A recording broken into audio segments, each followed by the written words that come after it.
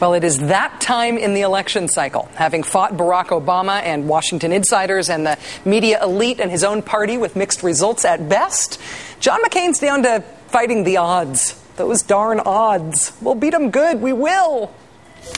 We're a few points down. The pundits wrote us off, as they have several times before. I guess I'm old-fashioned about these things. I prefer to let the voters weigh in before presuming the outcome. Now let's go win this election and get this country moving again.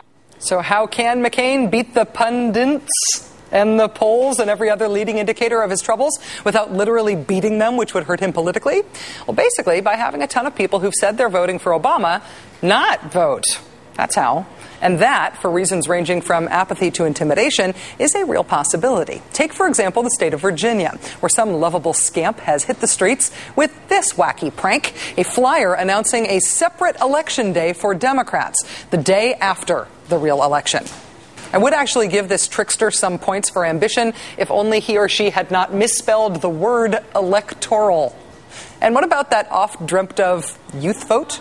There's been a rash of creative destruction from voting officials who would prefer to dilute or discourage youth turnout. Students at Virginia Tech were told if they voted locally, they could forfeit their scholarships, lose their health insurance, or increase their parents' taxes. In the swing state of Pennsylvania at Drexel University, a friendly-looking note was posted warning students that undercover police officers would be at the polls on Election Day looking to make arrests for outstanding traffic offenses. All utter lies. These are voter suppression tactics, and they are all factually incorrect, according to the Supreme Court, which has ruled that students can vote where they go to school. If you are a student watching this show right now, you can vote where you go to school. It's the law. Joining us now is Matthew Siegel, who's the Executive Director for the Student Association for Voter Empowerment. Matthew, thank you very much for coming on the show. Thank you for having me, Rachel. The generational divide among the electorate could be more stark. Younger voters overwhelmingly favoring Barack Obama. Given these suppression efforts and given the history of young voters, I guess enthusiasm not translating into actual votes, apathy, which is what we've seen on Election Day. The youth vote has never come out like, say, the senior vote or the evangelical vote. Do you believe it will be different this year? Young people are going to play a pivotal role this election.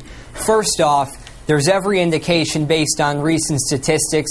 Youth voter turnout increased 11% among 18 to 29-year-olds from 2000 to 2004, from 2002 to 2006. Both midterm elections, youth voter turnout increased 3%. And then in this recent 2008 season, we've seen the turnout among youth double, triple, and even quadruple in some states. So these enduring problems that we're facing necessitate sustainable participation, and young people are delivering and will continue to deliver for decades to come, I think, now. Well, your expectation about the youth vote is apparently matched by those who would prefer that it not be true, because we've seen this year a raft of voter suppression tactics aimed specifically at students. What do you think the impact is going to be of tactics like those that we saw at Drexel or those that we saw at Virginia Tech, with voters being warned in specifically student-y ways that they ought not vote at school? Sure.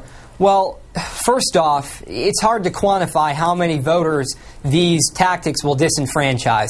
But this gets to the larger issue here, that there are people that have vested interest in seeing students not be able to turn out, given perhaps our political persuasion or the political affiliation that many young people tend to suggest. And then there's also this historical problem of local residents in college towns viewing college students as somehow imposing their viewpoints on them or trying to dilute their votes. But it's important to state here that college students give valuable contributions to their community. I know from my own experience as a college student that many college students go out into the local communities, volunteer, they do all sorts of area service programs, and we also help the local economy, creating jobs, dining and shopping at local restaurants and businesses.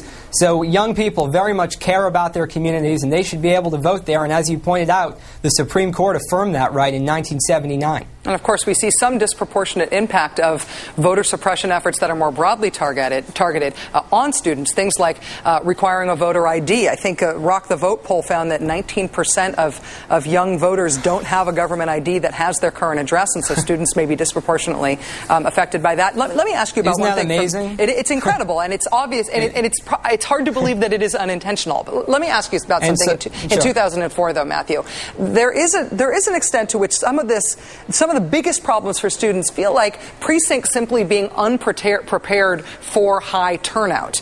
Either they don't believe that students are going to turn out, or they really don't make preparations for a lot of students to turn out. You became an activist after waiting in line all day to vote in 2004, didn't you? Sure. Yeah, well, actually, at my alma mater, Kenyon College, there were 2 voting machines allocated for 1,300 registered voters, one of which broke down for a couple of hours, which created disastrously long lines, 10 hours. Our final voter finished voting at 4:04 a.m. on November 3rd after many of the networks had called it for President Bush.